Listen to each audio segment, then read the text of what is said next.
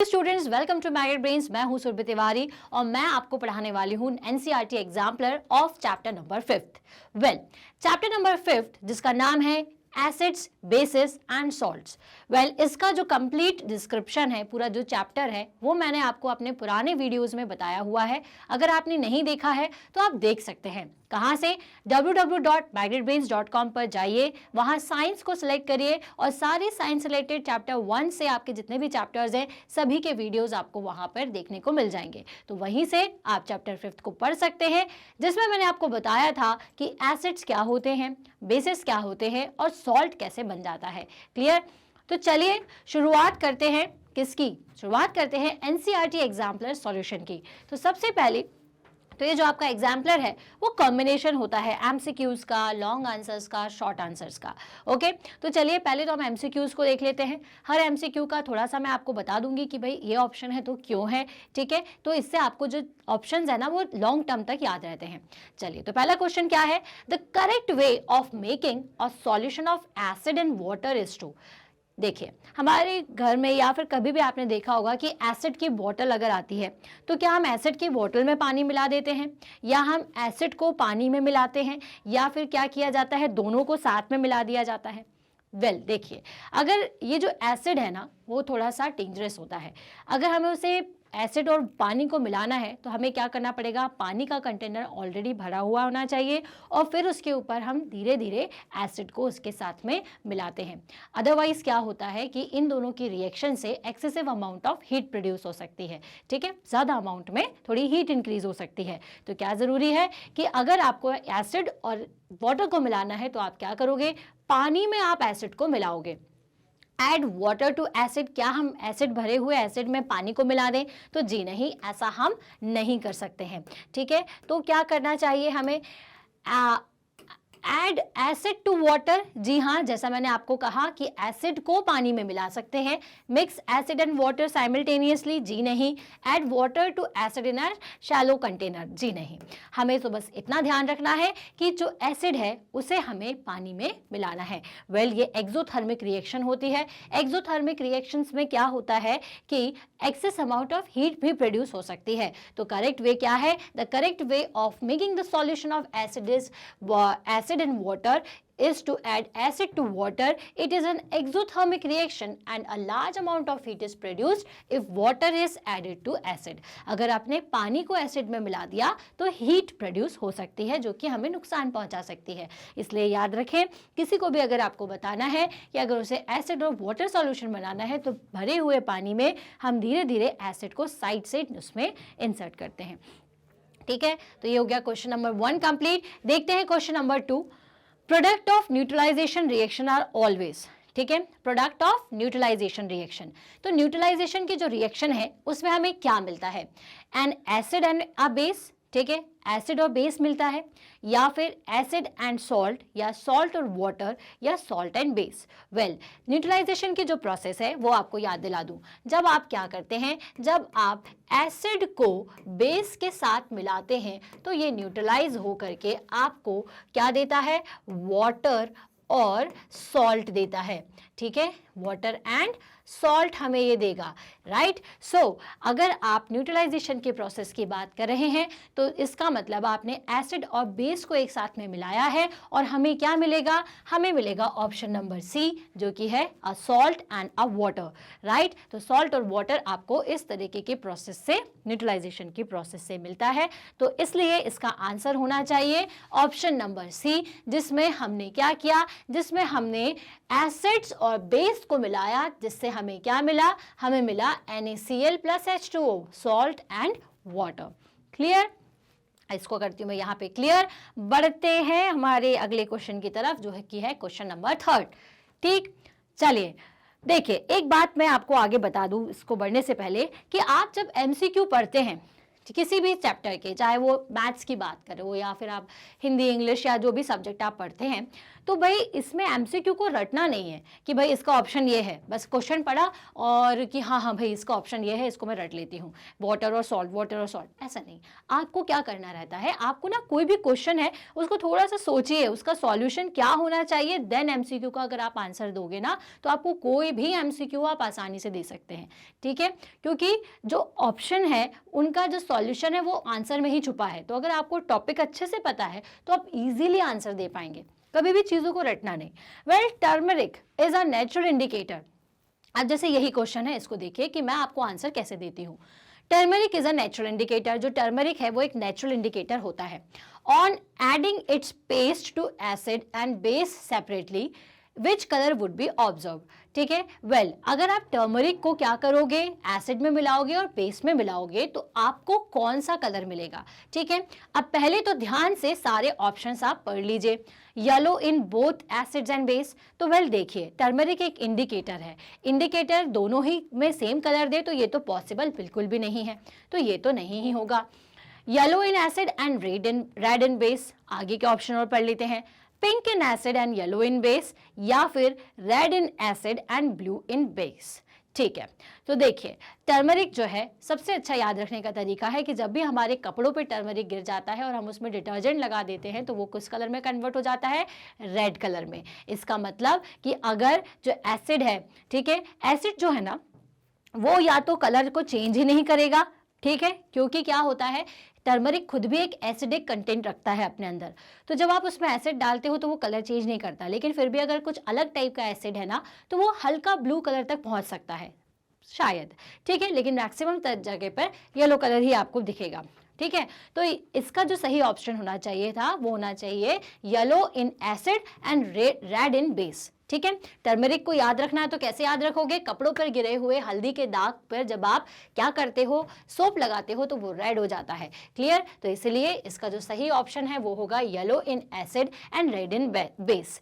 Pink in acid and yellow in base तो बिल्कुल भी नहीं, येलो तभी रहेगा जब उसमें एसिड मिलाया गया हो। Red in acid and blue in base, तो ये भी गलत आंसर है, ठीक है। तो right option is option number B, क्योंकि turmeric paste is yellow in colour, so it remains yellow in acid and change its colour to red in base. Well, जो टर्मरिक है वो खुद ही येलो कलर का होता है, उसमें एसिडिक कंटेंट होता है, इसलिए वो एसिड के साथ में इतना कलर चेंज नहीं करता, ठीक।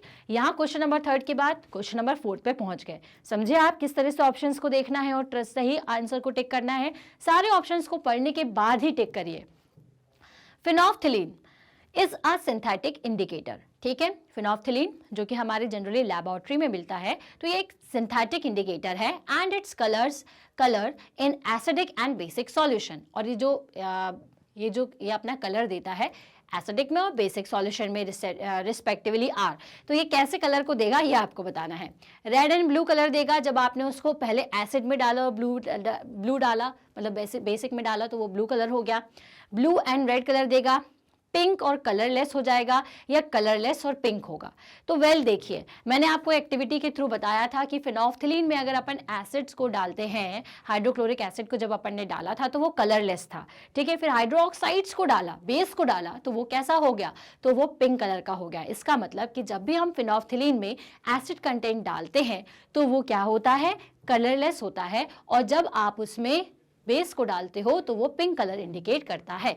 इसलिए इसका जो सही ऑप्शन है वो होना चाहिए option number D, right. Red और ब्लू कलर तो नहीं मिलेगा। फिनोल्फ्थलीन के केस में बस आप याद रखिए खुद वो ट्रांसपेरेंट कलर का होता है और पिंक कलर देता है जब आप उसमें बेस डालते हो, याद रहेगा। फिनोल्फ्थलीन खुद ट्रांसपेरेंट है, एसिड के साथ में नो कलर चेंज, लेकिन अगर आप उसको बेस के साथ में डालते हो, बेस डाल देते हो, तो वो कलर क्या देता है, पिंकिश कलर देना शुरू कर देता है। तो इसलिए कलरलेस एंड पिंक, एसिडिक के साथ कलरलेस और बेसिक के साथ pink colour. So this is the right answer. Phenolphthalein remains colorless in acidic solution and turn pink in the basic solution. Okay, now it's the अपन इसको clear करते हैं और देखते हैं हमारा क्वेश्चन नंबर 5 क्या है। Okay, when the soil is too basic, है ना। अब जो सॉइल है वो या तो एसिडिक कंटेंट में की हो जाती है और बेसिक कंटेंट की हो जाती है। क्यों हो जाती है, मैंने आपको बताया था कि प्लांट की अच्छी तरीके से उसमें फ्रूट्स लगे, अच्छे तरीके से जो फार्मर्स है उसमें अच्छे तरह से उनको फसल मिले, क्रॉप्स मिले, तो वो क्या करते हैं उसमें फर्टिलाइजर्स को डालते हैं, अलग अलग तरीके के। ये फर्टिलाइजर्स आपस में रिएक्ट करते हैं और या तो सॉइल को बहुत बेसिक बना देते हैं या बहुत एसिडिक बना देते हैं। तो यहाँ पे वैसे ही जो सॉइल थी वो बहुत ज़्यादा बेसिक हो गई। Plant do not grow well in it, अब प्लांट उसमें प्रॉपरली ग्रो नहीं कर रहा है। To improve its quality what must be added to the soil, well soil में ऐसी क्या चीज़ डाल दी जाए ताकि जो सॉइल है उसकी क्वालिटी इंप्रूव हो जाए। वेल अब आपको तो पता है कि अगर कोई चीज़ बहुत बेसिक हो जाए या बहुत एसिडिक हो जाए तो हम उसको क्या कर दें, हम उसको न्यूट्रलाइज कर दें, ना तो बहुत बेसिक ना तो बहुत एसिडिक। क्लियर? तो भाई इसको न्यूट्रलाइज करने के लिए जो कि एक ऑलरेडी बेसिक फॉर्म में है, हम क्या करेंगे, हम इसमें एसिडिक चीज़ डाल दें। ठीक है, अब एसिड तो नहीं डाल देंगे, प्लांट तो जल जाएगा, तो क्या करें, तो फिर हम इसमें क्या करेंगे, हम पहले तो देख लेते हैं कि ऑप्शन क्या दिए हुए हैं। वेल हम इसमें डाल देते हैं क्या ऑर्गेनिक मैटर, क्या लाइम डाल देंगे, क्विक लाइम डालेंगे या स्लैक लाइम डालेंगे या कैलामाइन सॉल्यूशन डाल देंगे। तो वेल सही तरीका ये है कि हम इसमें ऑर्गेनिक मैटर्स डाल दें, जो डिकम्पोजर्स होते हैं, ठीक है, जिसमें सारा वेस्ट होता है, एनिमल वेस्ट, ह्यूमन वेस्ट या फिर जो डेड बॉडीज़ होती हैं प्लांट्स की, वो सब मिक्स होकर के जो एक ऑर्गेनिक मैटर बन के तैयार होता है, वो खुद का एक नेचुरल एसिड जो है वो बाहर निकालता है। ये जो एसिड है ये बेस को क्या कर देता है, फिर न्यूट्रलाइज कर देता है और जो भी सॉइल है वो ज़रूरी न्यूट्रिशन फिर लेना शुरू कर देती है। क्लियर हुआ? क्या डालोगे आप? ऑर्गेनिक मैटर, क्योंकि ऑर्गेनिक मैटर में एक नेचुरल एसिड प्रोड्यूस होता है। राइट? तो इसका सही ऑप्शन था, जैसा मैंने आपको बताया, option number A, organic matter is to be added to the basic soil to neutralise the base and improve its quality. Okay, चलिए, ये होता है क्वेश्चन नंबर 5 यहाँ पर कंप्लीट। आगे चलते हैं और देखते हैं कि क्वेश्चन नंबर 6 क्या कह रहा है। Well, litmus a natural die is an extract of which of the following. जो लिटमस है वो आप एक एक्सट्रैक्ट है जिसकी मदद से आपने क्या किया हुआ है, जिसकी मदद से आपने लिटमस पेपर बनाया हुआ है। ठीक है, तो ये एक्चुअल में कहाँ से आपको मिला? क्या ये आपको चाइना रोज से मिला, क्या ये आपको बीट रूट से मिला, या लीकन से मिला, या ब्लूबेरीज से मिला? वेल, ये जो लीकन्स है ना, एक्चुअली में ये कॉम्बिनेशन होते हैं एल्गा और फंगी का। किसका कॉम्बिनेशन होती है? एल्गा का और फंगी का। इन लीकन्स से निकलती हैं आपके लिटमस। ये लिटमस का यूज़ सॉल्यूशन बनाने में और पेपर बनाने में किया जाता है। तो ये आपको याद रखना है बस कि इसका ऑप्शन क्या होगा। इसका ऑप्शन होगा ऑप्शन नंबर सी, लीकन्स। राइट? तो ये क्वेश्चन नंबर 6 है। देख लेते हैं हमारा आंसर सही है क्या। जी हाँ, हमारा आंसर बिल्कुल सही है। Litmus, a natural dye used as an indicator, is extracted from lichens. Clear? यहाँ पे इसको करते हैं हम क्लियर और आगे बढ़ते हैं और देखते हैं कि क्वेश्चन नंबर 7 क्या है। A solution change the colour of turmeric indicator from yellow to red.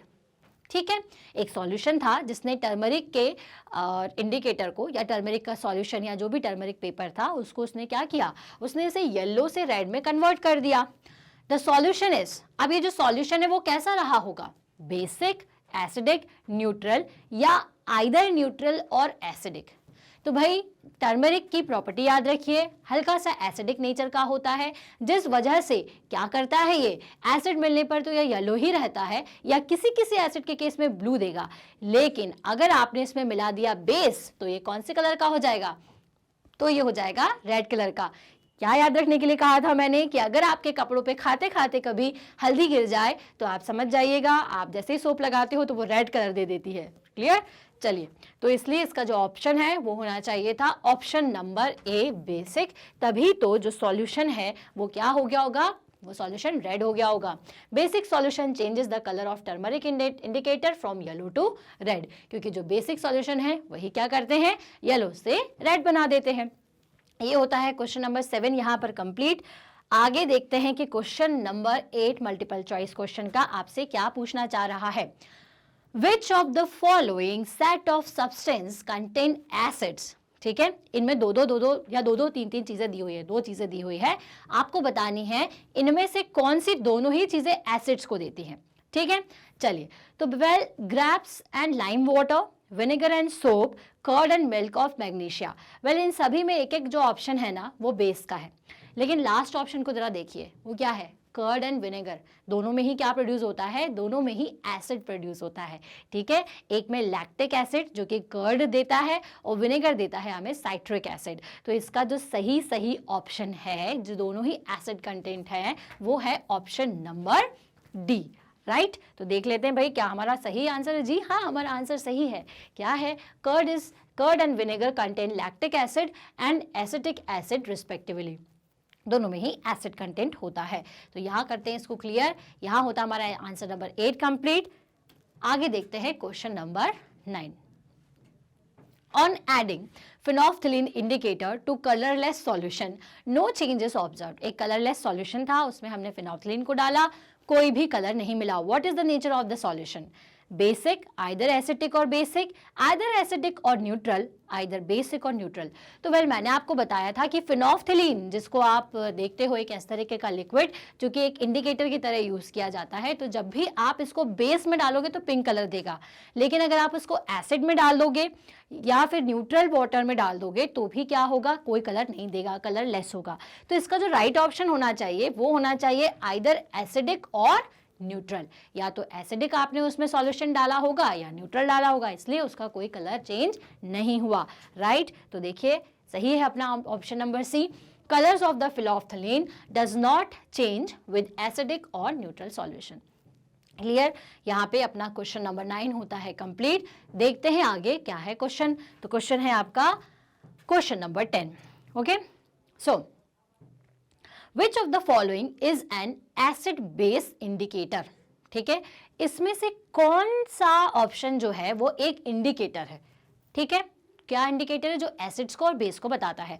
Well, vinegar, lime water, turmeric, baking soda. तो भाई विनेगर, लाइम वाटर, जो बेकिंग सोडा है, ये सभी क्या है? ये खुद ही बेसिक या फिर एसिडिक नेचर के हैं। लेकिन इसमें से जो टर्मरिक है ना, ठीक है, यही एक इंडिकेटर की तरह यूज किया जाता है। ठीक है, टर्मरिक जो है वो येलो कलर का रहता है, जब आप उसमें एसिड डालते हो कलर को चेंज नहीं करता, या किसी किसी केस में आपको ब्लू मिल सकता है, और जब आप इसमें बेस डाल देते हो तो आपको रेड कलर मिलता है। वेल, आपको अब तो ये याद ही हो गया होगा, इतने सारे ऑप्शंस में मैंने टर्मरिक का बता दिया है कि जब जब बेस डालोगे तो तब तक क्या मिलेगा? रेड कलर मिलेगा। क्लियर। तो भाई इसका जो सही ऑप्शन था वो क्या होना चाहिए था? Option number C, turmeric. Turmeric is an acid base indicator. It is yellow in acidic solution and red in basic solution. Yellow रहेगा एसिडिक सॉल्यूशन में और रेड रहेगा बेसिक सॉल्यूशन में। क्लियर हो गया? चलो, तो यहाँ पे क्वेश्चन नंबर 10 अपना कंप्लीट होता है मल्टीपल चॉइस क्वेश्चन का। आगे देखते हैं question number. Look at the given reaction, hydrochloric acid plus sodium hydroxide जो कि एक बेस है से अगर हमें मिल रहा है सोडियम क्लोराइड जो कि सॉल्ट है plus water sodium chloride formed in this reaction remains in solution form. Well, क्या होता है कि जब अपन हाइड्रोक्लोरिक एसिड को सोडियम हाइड्रोक्साइड जो कि एक बेस है उसके साथ मिलाते हैं तो ये जो सोडियम क्लोराइड है वो सॉल्ट के फॉर्म में मिलता है प्लस आपको वाटर मिलेगा। ठीक, तो ये जो सोडियम क्लोराइड है वो हमें इस रिएक्शन में, जो भी सोडियम क्लोराइड यहाँ पे मिल रहा है वो किस फॉर्म में मिल रहा है? वो हमें सॉल्यूशन फॉर्म में मिल रहा है। Can we get solid sodium chloride from this solution? Suggest a method if any. Well, ये तो हमें पता है कि जब अपन एसिड और बेस को मिलाते हैं तो हमें सॉल्ट प्लस वाटर मिलता है। अब ये जो सॉल्ट होता है, आप सोचेंगे कि सॉल्ट आपको अलग मिल जाए, तो ऐसा नहीं होता। वो पानी में सॉल्युबल रहता है, पानी में घुला हुआ रहता है। ठीक है, तो फिर कैसे हम इसे ले सकते हैं? तो इन्होंने यही हमसे पूछा है। वेल, अगर हम ये मेथड का यूज़ करेंगे तो हमेशा जो सोडियम क्लोराइड है ना वो हमें कैसा मिलेगा? वो हमें सॉल्यूशन फॉर्म में या फिर सॉल्युबल फॉर्म में ही मिलेगा। अगर हमें सोडियम क्लोराइड जो कि हम सॉल्ट कहते हैं जैसे नॉर्मल लैंग्वेज में, तो जो सॉल्ट है वो हमें तभी मिल सकता है जब हम उस सॉल्यूशन का, जो भी सॉल्यूशन हमें इस प्रोसेस के बाद मिला है, उस सॉल्यूशन का अगर एवोपरेशन हम करें। एवोपरेशन एक मेथड होती है जिसमें क्या होता है कि पानी जो है वो धीरे धीरे हीट के फॉर्म में निकल जाता है और जो आपका सॉल्ट है वो नीचे की तरफ जम जाता है। तो हम अगर एवोपरेशन की मेथड करते हैं तो इस एवोपरेशन की मेथड की हेल्प से हम जो सोडियम क्लोराइड है उसे सॉलिड फॉर्म में ले सकते हैं। तो आई होप आपको समझ में आया होगा। आंसर एक बार किस तरह से लिखेंगे वो देख लीजिए। Sodium chloride is soluble in water, hence a solution of sodium chloride in water is formed. क्योंकि जो सोडियम क्लोराइड है वो कैसा होता है? सॉल्युबल होता है, पानी में घुलने वाला होता है, इसलिए अगर आप उसको पानी के साथ अगर आप ऐसी कुछ रिएक्शन कर रहे हैं जिसमें आपको वाटर प्लस सॉल्ट मिले तो वो आपको घुले हुए फॉर्म में ही मिलेगा, सॉल्युबल फॉर्म में ही मिलेगा। ओके, अगर आप चाहते हैं कि वो सॉलिड फॉर्म में मिले तो आपको क्या करना पड़ेगा? Sodium chloride can be separated from this solution bye evaporation. हमें एवापोरेशन की प्रोसेस करनी होगी जिसकी मदद से हमारा जो सोडियम क्लोराइड है वो हमें सॉलिड फॉर्म में फिर मिल सकता है। तो वेरी आंसर टाइप क्वेश्चन का क्वेश्चन नंबर 11 यहाँ पर होता है खत्म। हम बढ़ते हैं आगे की तरफ और देखते हैं कि नेक्स्ट क्वेश्चन हमसे क्या पूछा गया है। Well, state whether the following statements are true और false. Correct the false statements. Well, आपको बताना है कि ये जो स्टेटमेंट्स दिए हुए हैं वो गलत हैं या सही हैं। अगर गलत है तो क्यों गलत है ये भी आपको कारण बताना है। चलिए, all substances are either acidic और बेसिक। क्या सारे जो सब्सटेंसेस हैं वो बेसिक होते हैं नेचर में और एसिडिक होते हैं, इसके अलावा कुछ नहीं? तो वेल, अगर मैं बात करूं शुगर की तो शुगर को हम क्या बोलेंगे? शुगर को क्या हम एसिडिक बोलेंगे या हम शुगर को बेसिक बोलेंगे? जी नहीं, वो न्यूट्रल होगा। ओके, इसी तरीके से पानी, सबसे अच्छा एग्जांपल हमारा वाटर। वाटर की बात करें तो मैंने आपको बताया था कि वाटर जो है वो ना तो एसिडिक होता है ना ही बेसिक होता है, तो हम उसे थर्ड टर्म यूज करते हैं न्यूट्रल। तो क्योंकि भाई जो सब्सटेंसेस हैं वो एसिडिक, बेसिक और क्योंकि न्यूट्रल भी हो सकते हैं, इसीलिए हमारा जो फर्स्ट वाला ऑप्शन है वो क्या हो जाएगा? इसीलिए फर्स्ट ऑप्शन हो जाएगा फॉल्स।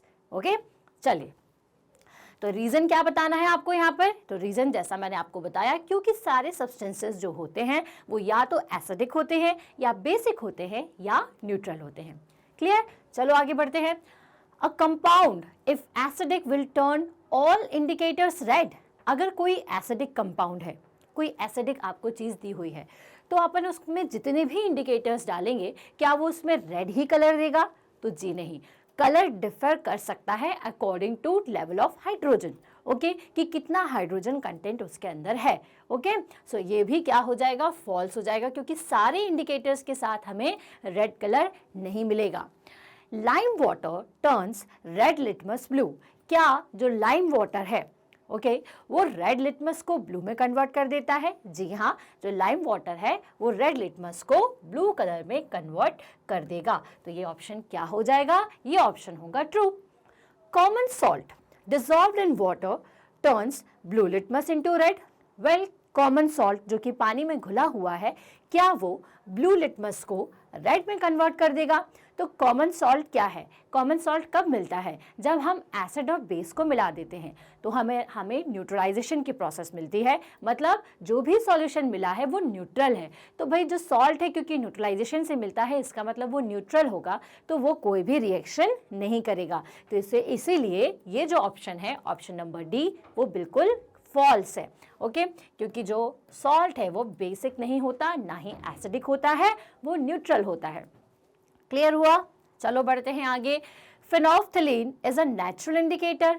क्या जो फिनोल्फ्थलीन है वो एक नेचुरल इंडिकेटर है? वही फिनोल्फ्थलीन क्या हमें मदर नेचर ने दिया है? नहीं, बिल्कुल भी नहीं। अगर हम टर्मरिक की बात करें, अगर हम चाइना रोज की बात करें या लिटमस की बात करें, तो ये सभी नेचुरल सोर्सेज से मिलते हैं।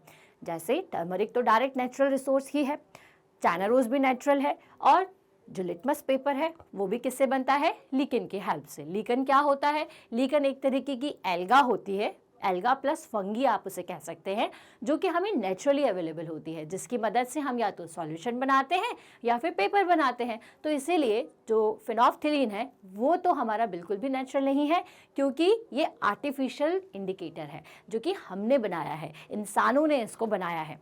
सो इसीलिए ये क्या हो जाएगा? इसलिए ये हो जाएगा false. Calamine can be use to treat ant sting.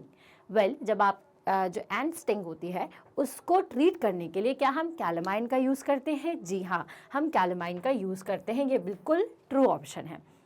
Lemon water is basic in nature. क्या जो लेमन वाटर होता है वो बेसिक नेचर का होता है? जी नहीं। लेमन जिसको आप टेस्ट करके देखते हो तो वो खट्टा लगता है, सॉर लगता है। दैट मीन्स कि जो लेमन वाटर है वो बेसिक नेचर का नहीं, वो एसिडिक नेचर का होता है। इसलिए ये जो ऑप्शन है ये होगा फॉल्स। चलिए, तो ये तो मैंने आपको बता दिए ट्रू और फॉल्स और उनके रीजंस। आप किस तरह से इसको एक्सप्लेन करेंगे, चलिए एक बार अपन देख लेते हैं। वेल, मैं इसको क्लियर कर देती हूँ। ओके, पहला हमारा फॉल्स था। Substances can be acidic, basic और न्यूट्रल, क्योंकि जो हमारे सब्सटेंसेस हैं वो क्या होते हैं, न्यूट्रल भी होते हैं, इसलिए ऑप्शन ए हमारा यहाँ पर फॉल्स था। और क्यों फॉल्स था, क्योंकि जो सब्सटेंसेस हैं वो एसिडिक बेसिस तो होते ही हैं, साथ में न्यूट्रल भी होते हैं। नेक्स्ट क्वेश्चन अपना क्या था, क्वेश्चन पूछ रहे थे आपसे, a compound if acidic will turn all indicators red. तो हमने इसका आंसर फॉल्स दिया था और हमने बताया था कि सारे कंपाउंड जो है वो रेड कलर दें, ये ज़रूरी नहीं है। Acids do not give red colour with all indicators, क्योंकि सारे इंडिकेटर्स के साथ ज़रूरी नहीं है कि एसिड्स रेड ही दें। वेल, लाइम वाटर, क्योंकि ये तो हमारा राइट आंसर था, तो हमें इसमें और एक्सप्लेन करने की ज़रूरत नहीं है। उन्होंने कहा था कि जो फॉल्स स्टेटमेंट है आपको उसको बताना है कि वो क्यों फॉल्स है। So lime water turns red litmus blue, तो हमें बिल्कुल पता है कि लाइम वाटर क्योंकि एसिडिक होता है इसलिए वो रेड लिटमस को क्या करेगा, लाइम वाटर जो है वो बेसिक नेचर का होता है, इसलिए वो रेड लिटमस को क्या कर देता है, ब्लू में कन्वर्ट कर देता है। ओके, सो नेक्स्ट क्वेश्चन क्या है, नेक्स्ट क्वेश्चन था हमारा, common salt dissolve in water turns blue litmus red. तो हमने बताया था कि बिल्कुल भी गलत है, क्योंकि जो ब्लू लिटमस है वो चेंज कलर को नहीं करेगा। Okay, blue litmus does not change to red in common salt solution since it is in neutral. ठीक है, so since it is neutral, क्योंकि एक न्यूट्रल है, बताया जैसा मैंने आपको। फिर हमने फिनोल्फ्थलीन के बारे में देखा, तो भाई फिनोल्फ्थलीन जो है वो क्योंकि नेचुरल इंडिकेटर नहीं है, वो एक सिंथेटिक इंडिकेटर है, इसलिए वो ऑप्शन गलत है। फिर आपका नेक्स्ट क्वेश्चन था कि calamine can be use to treat ant sting.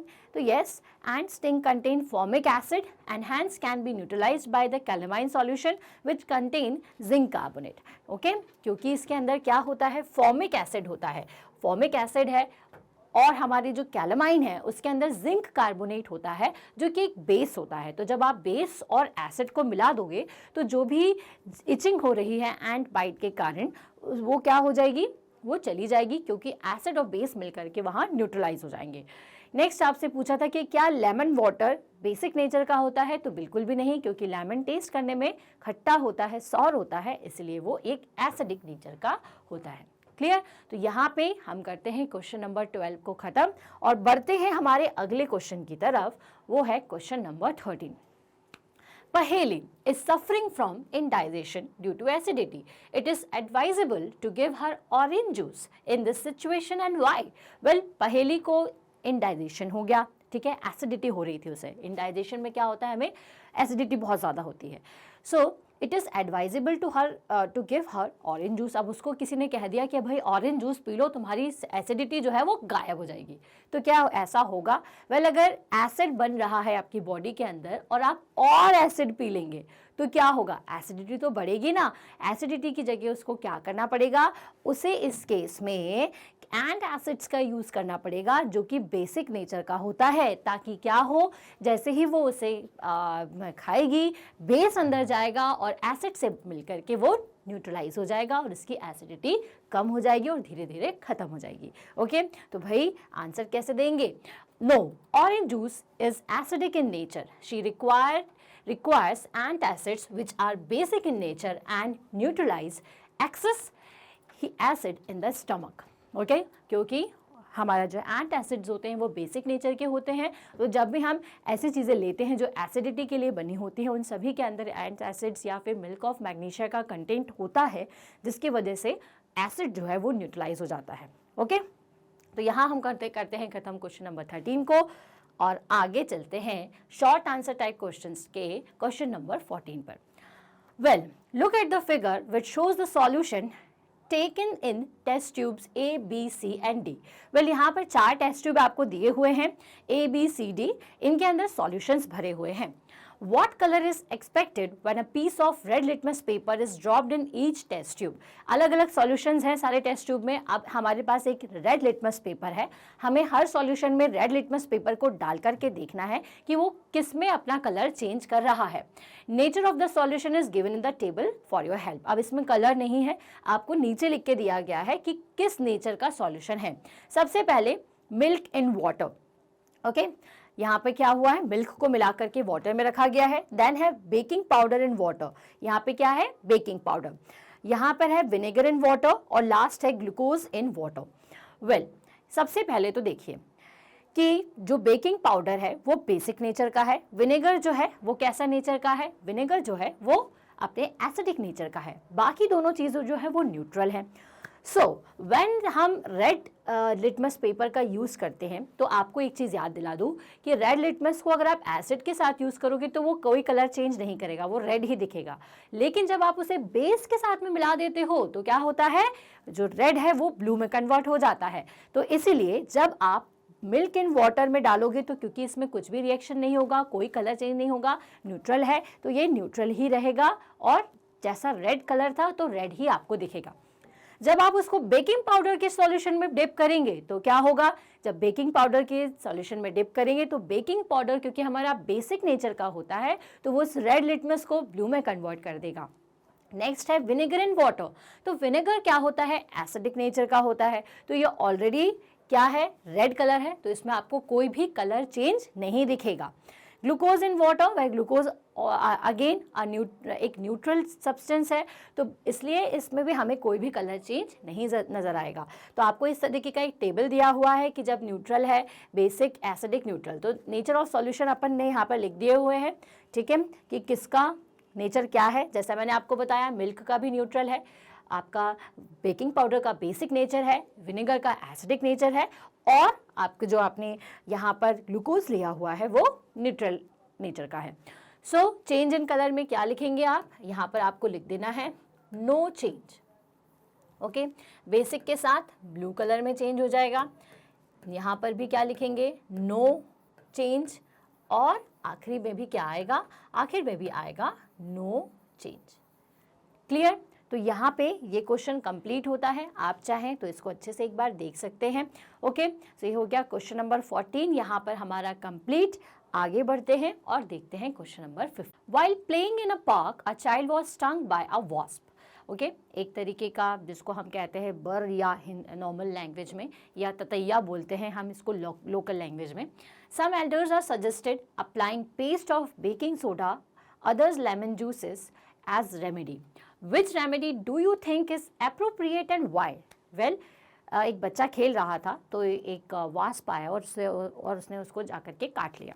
ठीक है, तो किसी ने उसको कहा कि भाई बेकिंग सोडा को लगा लो और किसी ने कहा लेमन जूस के, तो आपके अकॉर्डिंग क्या सही होना चाहिए?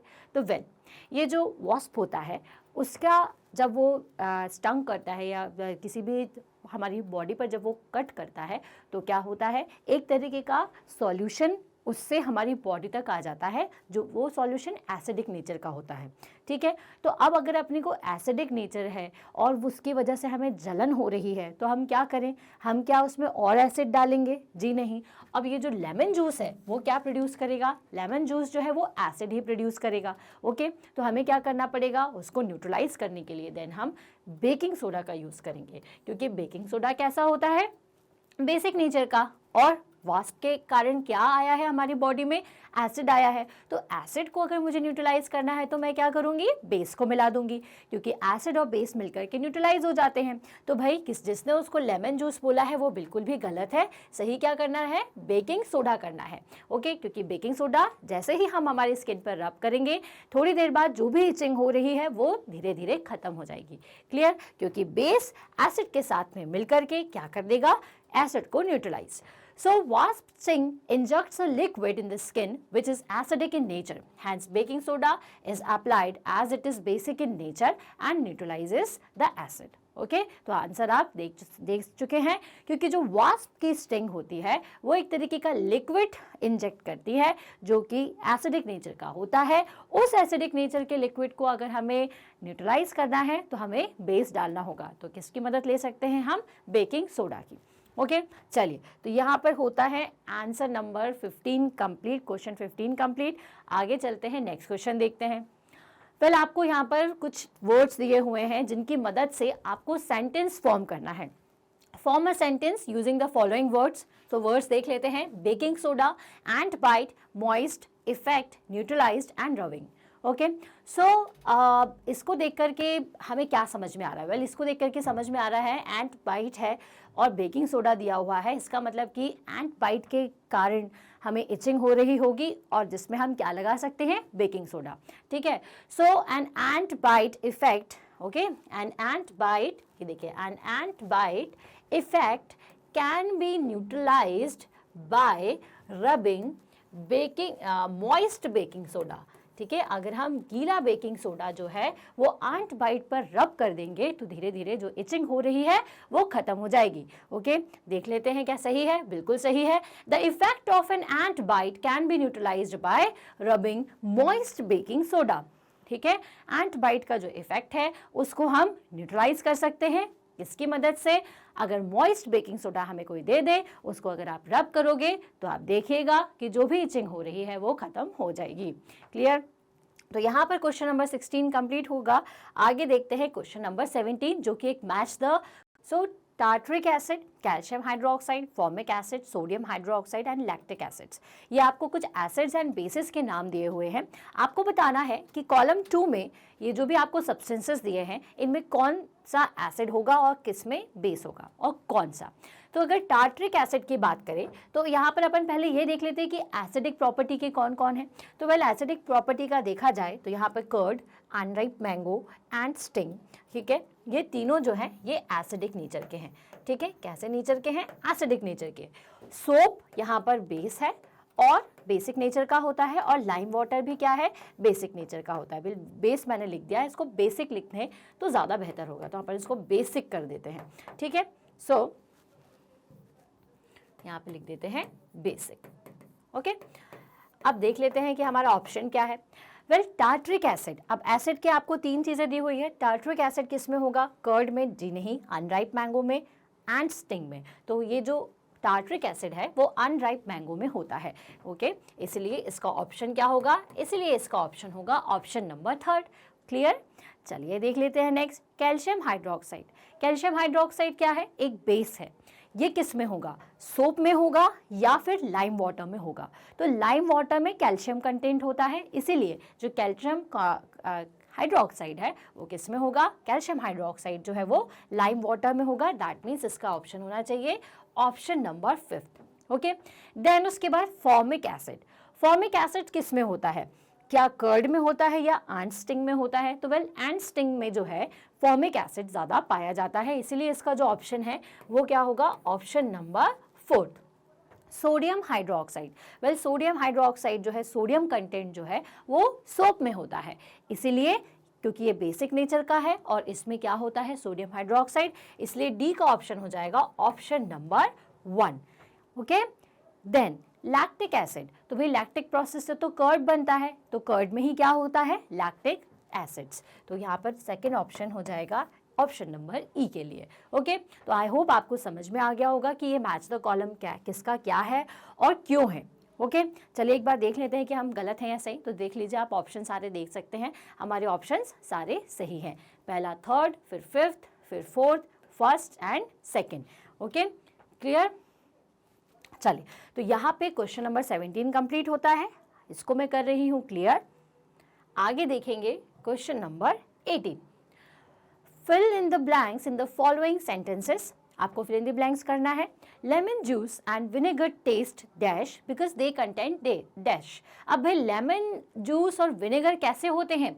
वेल टेस्ट करोगे तो कैसा लगेगा? खट्टा लगेगा। तो well lemon juice and vinegar taste sour because they contain, क्या होता है इसमें?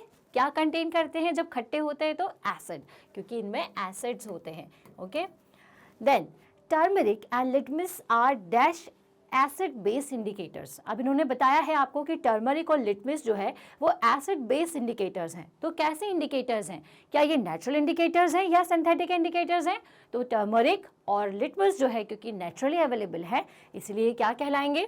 इसीलिए ये कहलाएंगे natural acid base indicators. Okay, next, phenolphthalein gives dash colour with lime water. Well phenolphthalein क्या है? अगेन एक इंडिकेटर है जो कि सिंथेटिक इंडिकेटर होता है। जब हम उसे एसिड्स में मिलाते हैं तो वो कलर चेंज नहीं करता, लेकिन जब आप उसको बेस में मिलाते हो तो धीरे धीरे वो पिंक कलर का होने लग जाता है। ओके, कुछ एसिड्स में वो बहुत अलग कलर भी दे सकता है, डिपेंड करता है। वेल फिनोल्फ्थलीन का जो कलर है ना, लेकिन जब आप उसको बेस के साथ मिलाओगे तो वो पिंक देगा। तो लाइम वाटर क्या होता है? बेसिक नेचर का। ओके, तो इसीलिए फिनोल्फ्थलीन क्या करेगा आपको? इसलिए फिनोल्फ्थलीन जो है वो पिंक कलर देगा जब आप उसमें लाइम वाटर ऐड करोगे। चलिए नेक्स्ट क्वेश्चन देखते हैं। When an acidic solution is mixed with a basic solution, हमने एक एसिडिक सॉल्यूशन लिया और एक बेसिक सॉल्यूशन लिया और दोनों को मिक्स कर दिया, they dash each other and forming dash and water. तो भाई जब अपन एसिड को और बेस को मिला देते हैं तो वो क्या हो जाते हैं, न्यूट्रलाइज्ड हो जाते हैं, ठीक है। सो दे neutralised each other, okay, they neutralized each other and forming dash and water। तो क्या फॉर्म करेंगे, ये फॉर्म करेंगे सॉल्ट एंड वाटर, ओके। तो ये क्या फॉर्म करेंगे भाई, सॉल्ट और वाटर को फॉर्म करेंगे। तो आई होप ये जितने भी फिलिंग ब्लैंक्स हैं इसमें यही ऑप्शन क्यों आया ये मैं आपको बता चुकी हूँ, ठीक है। आई होप आपको समझ में आया होगा, ओके। तो चलिए देख लेते हैं कि हमारे ऑप्शंस करेक्ट हैं या नहीं। तो वेल पहली बात है सॉर एंड एसिड, दूसरा था नेचुरल सॉरी, थर्ड है pink colour and fourth one is neutralize and salt. तो ये चारों ऑप्शंस जो है वो हमारे बिल्कुल करेक्ट है। आगे चलते हैं और देखते हैं हम क्वेश्चन नंबर 19 क्या है। बूझो पहेली and there friend Golu were provided with a test tube each containing a China rose solution which was pink in color. Bujo added 2 drops of solution A in his test tube and got the dark pink color. Paheli added 2 drops of solution B to her test tube and got the green color. And Golu added the 2 drops of solution C but could not get any change in the color. Suggest the possible cause of for the variation in their results. Well, क्या था कि बूझो पहली और उनका एक friend था गोलू, ठीक है, उनके पास कुछ चाइना रोज के सॉल्यूशन था। तो चाइना रोज के सॉल्यूशन को उन्होंने 3 टेस्ट ट्यूब में डाला, ठीक है। अब बूझो ने कुछ सी ऐसे सॉल्यूशन की उसमें ड्रॉप्स डाली जिसके वजह से क्या हुआ, वो जो कलर था वो डार्क पिंक कलर हो गया, और पहेली ने कुछ ऐसे तरीके की ड्रॉप्स डाली जिसकी वजह से ग्रीन कलर हो गया, और गोलू ने कुछ ऐसे कलर्स डाले कि उसको कोई भी कलर उसमें चेंज नहीं दिखा। अब वेल आप जब चाइना रोज का सॉल्यूशन बनाते हैं, जब आप उसको पानी में मिला देंगे तो थोड़ी देर बाद आप देखोगे कि लाइट पिंक कलर उसका बन जाता है। तो लाइट पिंक से डार्क पिंक किस केस में हो जाएगा, वेल जब कोई ऐसा सब्सटेंस आपने उसमें डाला हो जो कि एसिडिक नेचर का होगा।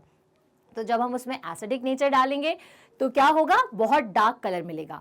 जब आप उसमें बेसिक नेचर का कोई सॉल्यूशन डालते हो तो वो ग्रीन कलर देगा, और अगर सॉल्यूशन न्यूट्रल है तो उसमें कोई भी कलर चेंज नहीं होगा। तो भाई ये जो आपका पूजो था उसके पास जो सॉल्यूशन होगा वो एसिडिक सॉल्यूशन होगा, क्योंकि China rose solution turns dark pink in acids, क्योंकि चाइना रोज का जो सॉल्यूशन है वो डार्क पिंक का हो जाता है एसिड्स के साथ में।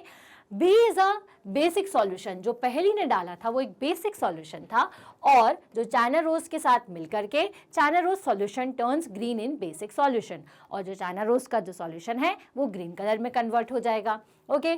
सी is the neutral solution, hence there is a no change in colour of China rose solution. और जो गोलू के पास था वो कैसा था, वो एक न्यूट्रल सॉल्यूशन था, ना तो एसिडिक ना ही बेसिक, इसीलिए क्या होगा, उसमें कोई भी कलर चेंज नहीं होगा। क्लियर हुआ। तो वेल यहाँ खत्म होता है क्वेश्चन नंबर 19। आगे बढ़ेंगे और देखेंगे कि क्वेश्चन नंबर 20 क्या पूछा गया है। Fill in the crossword given as figure with the help of the clues provided। Well आपको कुछ क्लूज दिए हुए हैं और आगे मैं बताऊंगी कि एक क्रॉसवर्ड है जिसको हमें सॉल्व करना है।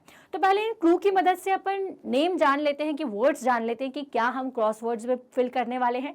तो चलिए सबसे पहले the solution which does not change the colour of either red और ब्लू लिटमस। वेल ऐसा सॉल्यूशन जो कि ना तो रेड लिटमस पेपर के कलर को चेंज करेगा ना ही ब्लू लिटमस पेपर के कलर को चेंज करेगा। तो ऐसा सॉल्यूशन क्या होता है, वेल ऐसा सॉल्यूशन होता है न्यूट्रल। तो यहाँ पर क्या आना चाहिए, यहाँ पर आना चाहिए neutral, okay. Then phenolphthalein gives pink color in this type of solution। well, कैसे सॉल्यूशन में जो phenolphthalein है वो पिंक कलर देता है। तो phenolphthalein जो है वो बेसिक सॉल्यूशन में क्या करता है, बेसिक सॉल्यूशन में हमें पिंक कलर देता है, ओके। अब भाई यहाँ पे किसी बेस का नाम नहीं बोला गया, इसलिए हमने बेसिक सॉल्यूशन लिखा है, ठीक है। बेस ना लिख करके हमने क्या लिखा है, basic, okay. Then colour of blue litmus in lemon juice. Well अगर अपन लेमन जूस में ब्लू लिटमस पेपर को डाल देंगे तो क्या होगा, लेमन जूस क्या है, लेमन जूस एसिडिक नेचर का है, और भाई ये जो एसिड है वो क्या कर देते हैं, ये सभी ब्लू लिटमस पेपर को रेड कलर में कन्वर्ट कर देते हैं। तो ये आपने बता दिया कि यहाँ पर जो वर्ड आना चाहिए वो आना चाहिए red, okay. Then it is used to test the water substance is acidic और बेसिक? वेल, हम टेस्ट करने के लिए करते हैं कि हमारा जो सब्सटेंस है वो एसिडिक और बेसिक है। तो किसका यूज करते हैं हम एसिडिक और बेसिक जानने के लिए? इंडिकेटर्स का। Okay, indicators. Next, it is a natural indicator and gives red color in basic solution। पर ऐसा कौन सा नेचुरल इंडिकेटर है जो कि रेड कलर देता है जैसे ही हम उसे बेसिक सॉल्यूशन में मिला देते हैं? तो वेल, टर्मरिक जो है वो हमें रेड कलर देता है। कैसे याद रखेंगे? जब भी आप कुछ खाते हैं और वो आपके कपड़ों पे गिरता है और अगर आपने डायरेक्ट उस पर सोप लगा दिया तो आप देखोगे कि वो रेड कलर में कन्वर्ट हो जाएगा। टर्मरिक क्या है? नेचुरल है। इसीलिए यहाँ पर क्या होना चाहिए? यहाँ पे ऑप्शन आना चाहिए turmeric. Next, nature of ant sting. Well, जो चींटी होती है वो जब काट लेती है तो उसका नेचर कैसा होता है? तो कैसा नेचर की होती है वो? एसिडिक। ओके, तो यहां पर क्या आ जाएगा? Acidic nature. It is responsible for increase in temperature during a neutralization reaction। Well, neutralization की जब रिएक्शन होती है तो क्या होता है? जब अपन एसिड्स और बेस को मिलाते हैं और वो न्यूट्रलाइज होता है तो उस टाइम पर जनरेट होती है हीट, और हीट के प्रोड्यूस होने से क्या बढ़ जाता है? टेम्परेचर। तो यहाँ पर क्या ऑप्शन आना चाहिए? यहाँ पर ऑप्शन आएगा हीट। क्लियर? तो ये हमें सभी के वर्ड्स मिल चुके हैं। चलिए क्रॉसवर्ड देख लेते हैं कि क्रॉसवर्ड आपसे क्या पूछा गया है। तो ये है आपका क्रॉसवर्ड। सबसे पहले उन्होंने बताया है आपको कि ये सभी आपको डाउन में फिल करने हैं। कौन से? Neutral, basic and red. तो अपन देख लेते हैं सबसे पहले तो फर्स्ट ऑप्शन क्या था। तो फर्स्ट है ये वाला, it is use to test whether a substance is acidic और बेसिक, इंडिकेटर्स। ठीक है, तो अपन यहाँ पर सीधे आ जाते हैं, इसमें देख लेते हैं जहाँ पर अपने ऑप्शंस ऑलरेडी लिखे हुए हैं। तो हम फर्स्ट वाले में, क्योंकि डाउन में हमें लिखना है तो हम यहाँ लिख देते हैं इंडिकेटर। ओके, ये हो गया आपका इंडिकेटर। कैप्स में लिख देते हैं भाई। ओके, नेक्स्ट आपका न्यूट्रल। ठीक है, तो यहाँ पर हो जाएगा NEUTRAL, न्यूट्रल। ठीक है, फिर है आपका थर्ड ऑप्शन। क्या ऑप्शन है? टर्मरिक। तो टर्मरिक कैसा आएगा? ये हो जाएगा टर्मरिक। ओके, देन है बेस। तो बेस कहाँ है? फोर्थ ऑप्शन, जो कि आपको ऐसे लिखना था, ये लिख दिया आपने BASE, बेस। उसके बाद आ जाते हैं हम नेक्स्ट ऑप्शन पर। एप्स ऑप्शन क्या है आपका? एसिडिक। ठीक है, आखिरी ऑप्शन आपसे बोला गया था हीट। तो ये देखिए काफ़ी आसान है क्रॉसवर्ड को फिल करना। सिंपल आपको बस याद रखना है कि किस का सही ऑप्शन क्या होगा। वर्ड्स अगर आपको पता है तो आप इजीली डाउन और अक्रॉस का जितना भी क्रॉस वर्ड्स थे वो आसानी से फिल कर देंगे। क्लियर? तो चलिए यहाँ क्वेश्चन नंबर 20 हमारा होता है ख़त्म। हम बढ़ते हैं आगे की तरफ और देखते हैं question number 21। A farmer was unhappy. एक फार्मर बहुत उदास है। क्यों है भाई? देख लेते हैं। A farmer was unhappy because of his low crop yield. उसकी जो फसल है वो बहुत कम आ रही है। He discussed the problem with the agriculture scientist and realized that the soil of his field was either too acidic or too basic। Well, उसने scientist से बात की, जो एग्रीकल्चर साइंटिस्ट होते हैं उनसे डिस्कस किया, तो उन्होंने बताया कि आपकी जो सॉइल है ना वो थोड़ी ज़्यादा एसिडिक हो गई होगी या बेसिक हो गई होगी। So what remedy would you suggest the farmer to neutralise the soil? Well, आप क्या उसको सजेस्ट करेंगे कि भाई उसको अगर एसिडिक हो चुकी है तो वो अपनी सॉइल में क्या मिलाए और बेसिक हो गई है तो क्या मिलाए? तो वेल, कोई भी सॉइल जो है उसमें अगर एसिड कंटेंट बढ़ जाता है या बेस कंटेंट बढ़ जाता है तो हमें उसको न्यूट्रलाइज करना पड़ता है। अब अगर एसिडिक हो गई है तो हम बेस कंटेंट मिलाएंगे।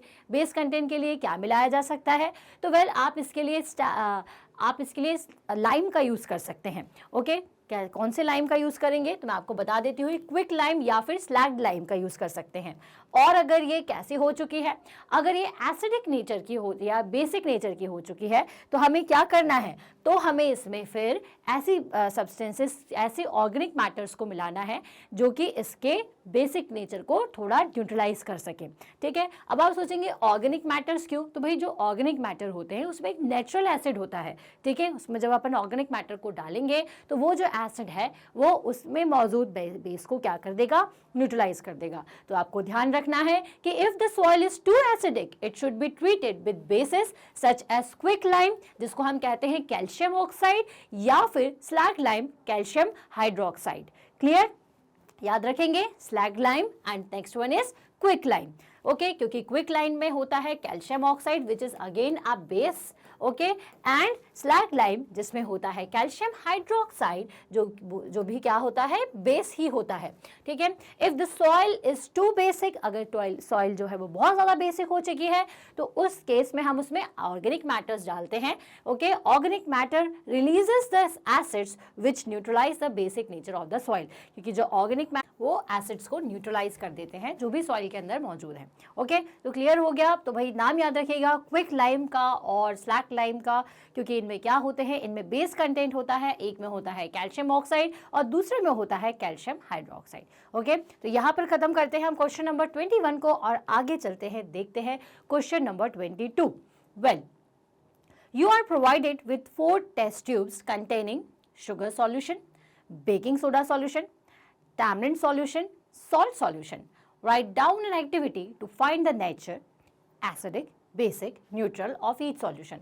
Well, आपको यहाँ पर कुछ सॉल्यूशंस देखिए रखे हुए हैं और आपको बताना है कि इनमें से कौन सा जो सॉल्यूशन है वो एसिडिक नेचर का होगा, कौन सा सॉल्यूशन बेसिक नेचर का होगा और कौन सा सॉल्यूशन जो है वो न्यूट्रल नेचर का है। क्लियर? तो चलिए देख लेते हैं। चलो, तो वेल सिंपल सी बात है, अगर बेकिंग सोडा की बात करें तो बेकिंग सोडा कैसा होता है? बेकिंग सोडा जो है वो बेसिक नेचर का होता है। टैमरिंड सॉल्यूशन क्या होगा? भी टैमरिंड में भी एसिड कंटेंट होते हैं तो ये भी एसिडिक नेचर का होगा। सॉल्ट और जो शुगर है ये दोनों कैसे होंगे? ये सभी हमारे न्यूट्रल नेचर के होंगे। ओके, सो शुगर सॉल्यूशन, क्योंकि हमने कैसे चेक किया इस चीज़ को? तो हमने क्या किया, एक ब्लू लिटमस सॉल्यूशन लिया और रेड लिटमस सॉल्यूशन लिया और उसमें सबको चेक करके देखा। तो जब आप शुगर सॉल्यूशन को डालोगे तो शुगर सॉल्यूशन को डालने से ना तो ब्लू लिटमस सॉल्यूशन का कलर चेंज होता है और ना ही रेड लिटमस सॉल्यूशन का। इसलिए जो शुगर सॉल्यूशन है वो कैसा कहलाता है? इसलिए जो शुगर सॉल्यूशन है वो न्यूट्रल कहलाता है, क्योंकि उसमें कोई भी कलर का चेंज नहीं दिखाई देता। Next, baking soda. अब बेकिंग सोडा कैसा है? बेसिक नेचर का है। तो जब आप उसको रेड लिटमस में डालोगे तो वो उसे ब्लू कर देगा और फिर क्या करोगे? अगर आप उसको उसी को अगर ब्लू लिटमस में डालोगे तो आपको इसमें कोई फर्क समझ में नहीं आएगा, क्योंकि ये क्या है? ये बेकिंग सोडा खुद ही बेस है जो कि ब्लू लिटमस को ब्लू में कन्वर्ट करता है। अब आपने ऑलरेडी ब्लू लिटमस दे दिया तो ये ब्लू में कोई चेंज नहीं कर पाएगा, लेकिन अगर आपने उसको रेड लिटमस सॉल्यूशन में डाला है तो वो आपको ब्लू कलर देगा। क्लियर? टैमरिंड सॉल्यूशन क्या करेगा? ये क्या करता है? एसिडिक नेचर का होता है। दैट मीन्स अगेन ये ब्लू लिटमस को क्या करेगा? रेड लिटमस में कन्वर्ट कर देगा। अगर आपने रेड डाला इसमें रेड लिटमस पेपर डालते हो या सॉल्यूशन डालते हो तो क्या होगा? तो भी आपको रेड ही मिलेगा, तो आपको समझ में नहीं आएगा। तो बेहतर आप इसमें जब ब्लू लिटमस को डाल करके देखोगे तो आपको जब रेड कलर मिलेगा तो आप समझ जाइएगा कि जो टैमरिंड सॉल्यूशन है वो कैसा होता है? वो भी एसिडिक नेचर का होता है। उसके बाद हमने इससे ये फाइंड आउट किया कि जो सॉल्ट सॉल्यूशन है, जब मैंने उसमें ब्लू लिटमस पेपर या ब्लू लिटमस सॉल्यूशन या रेड लिटमस सॉल्यूशन डाला था तो उसमें कोई भी कलर में चेंज नहीं हो रहा था। दैट मीन्स कि जो हमारा सॉल्ट सॉल्यूशन है वो भी कैसा होगा? वो भी न्यूट्रल होगा। तो ये आंसर है। आंसर को ध्यान से देखिए। Add blue litmus solution and red litmus solution and note down the changes in colour. सबसे पहले शुगर में डालेंगे तो कोई भी चेंज नहीं होगा, ब्लू और रेड लिटमस सॉल्यूशन वैसे के वैसे ही रहेंगे।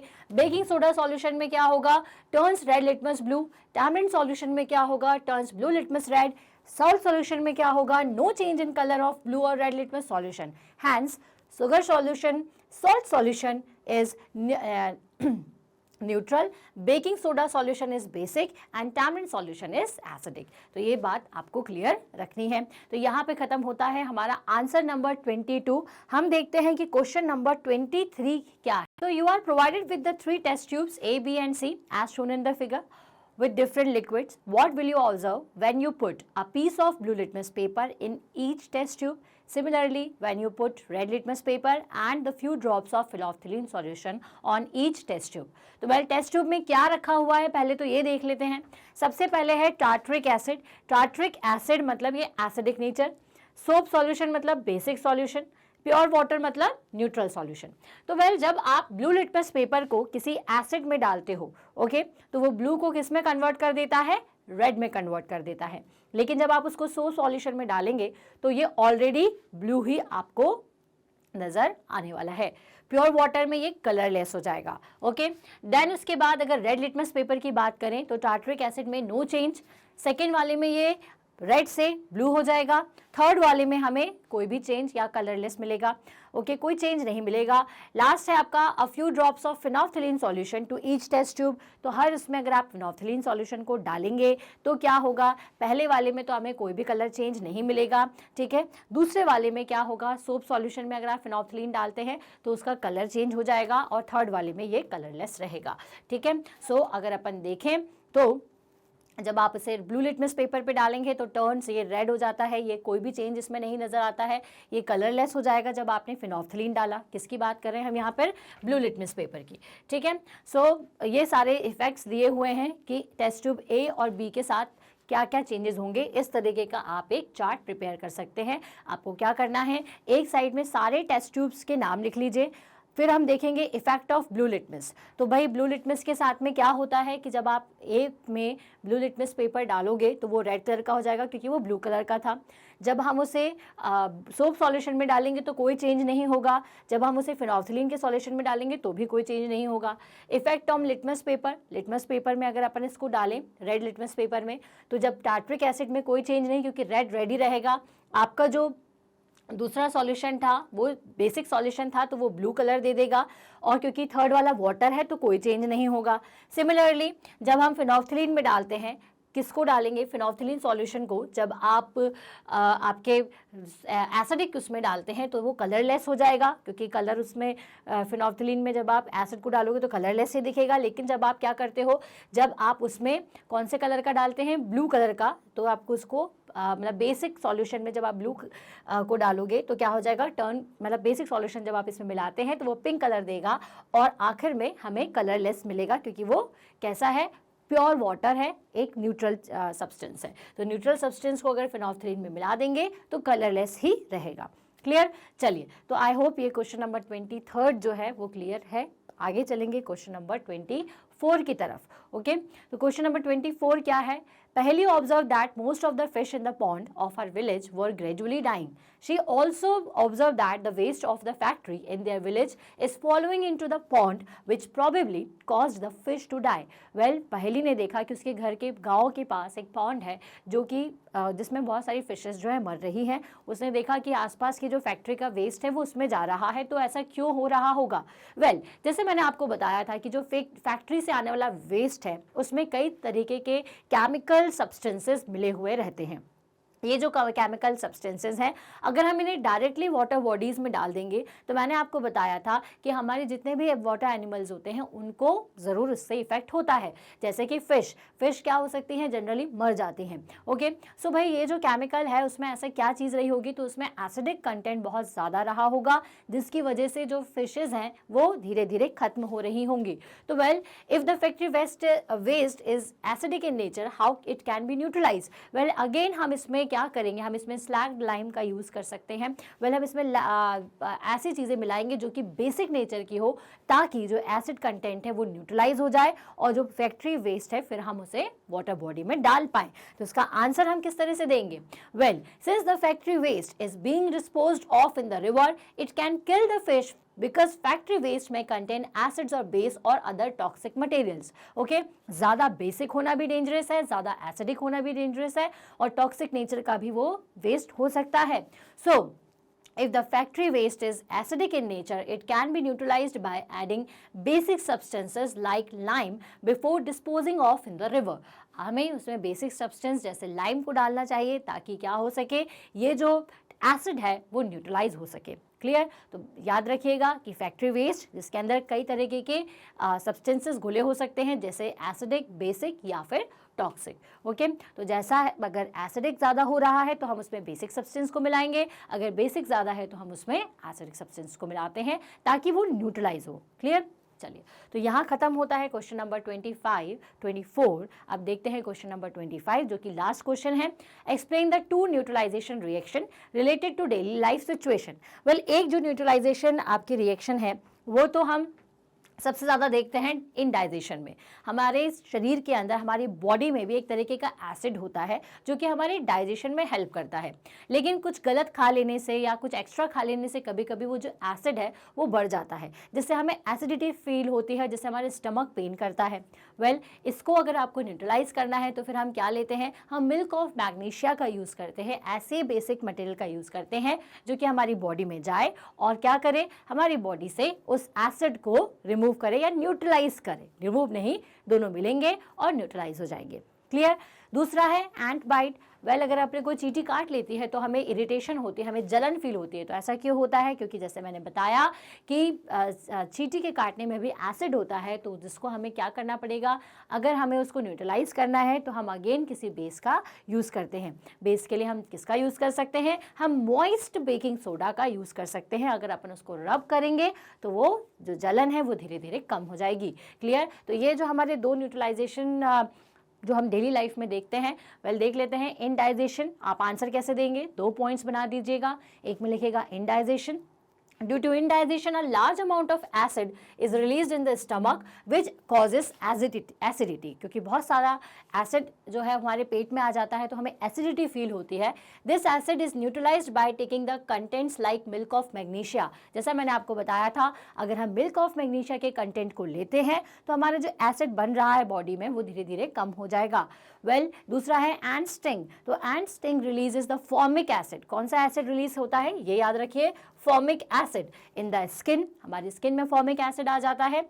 It can be neutralised by the rubbing baking soda और पुटिंग कैलामाइन सॉल्यूशन। अगर कैलामाइन सॉल्यूशन है तो उसे रब कर लीजिए, या फिर बेकिंग सोडा अगर है, अगर आप उसको रब कर लेंगे तो क्या होगा, इसमें बेस और एसिड मिलकर न्यूट्रलाइज और आपकी जो इरिटेशन है वो भी गायब। चलिए, तो यहाँ खत्म होता है हमारा क्वेश्चन नंबर 25 और इसके साथ NCERT exemplar of chapter number 5। Clear. Well, मैं मिलूंगी मेरे नेक्स्ट वीडियो में। टिल देन, आपने अगर पुराने वीडियोस नहीं देखे हैं, चैप्टर नंबर 5 का डिटेल डिस्क्रिप्शन नहीं देखा, मतलब चैप्टर 5 के टॉपिक्स या उसके सब टॉपिक्स को अगर आप पढ़ना चाहते हैं तो कहाँ से देख सकते हैं? वेल, आप देख सकते हैं www.magnetbrains.com पर जाकर के। जैसे ही आप www.magnetbrains.com ये टाइप करते हैं URL पर, तो आपको कुछ इस तरीके की स्क्रीन दिखेगी। इस स्क्रीन में नीचे की तरफ दी हुई हैं क्लासेस। जस्ट आपको क्लास को सिलेक्ट करना है। जैसे आप क्लास 7th में हैं तो आप क्लास 7 सिलेक्ट करिए। जैसे ही क्लास 7 को सिलेक्ट करेंगे, एक विंडो ओपन हो जाएगी जिसमें आप देखेंगे कि बहुत सारे सब्जेक्ट्स के फोल्डर्स हैं। जो भी सब्जेक्ट पढ़ना है जस्ट उस पर वॉच नाउ पर क्लिक करें। वॉच नाउ पर क्लिक करते साथ ही आपको एक और स्क्रीन दिखेगी जिसमें नीचे दिए हुए हैं चैप्टर वाइज टॉपिक्स, सब टॉपिक्स। तो जो भी चैप्टर का टॉपिक पढ़ना चाहते हैं जस्ट उस पर क्लिक करें तो एक वीडियो दिखेगा। वीडियो को पूरा देखिए, क्योंकि जब तक आप वीडियो को पूरा नहीं देखेंगे आपको कोई भी टॉपिक समझ में नहीं आएगा। वेल, अगर वीडियो पसंद आ रहा है तो लाइक करिए, कमेंट करके बताइए और हमारे चैनल को सब्सक्राइब करिए ताकि जो भी रिसेंट अपडेट है वो आप तक पहुंच जाए। हमारे चैनल को शेयर करिए अपने दोस्तों के साथ जो कि सेम क्लास में है और उनके साथ भी जो किसी और क्लास में है, क्योंकि हम दे रहे हैं 100% free class from kindergarten to class 12। इसके अलावा भी बहुत सारे कोर्सेज हैं जो आप हमारे चैनल पर देख सकते हैं। वेल, मिलती हूं मैं अपने अगले क्लास में। Till then, stay happy, stay healthy. Thank you so much.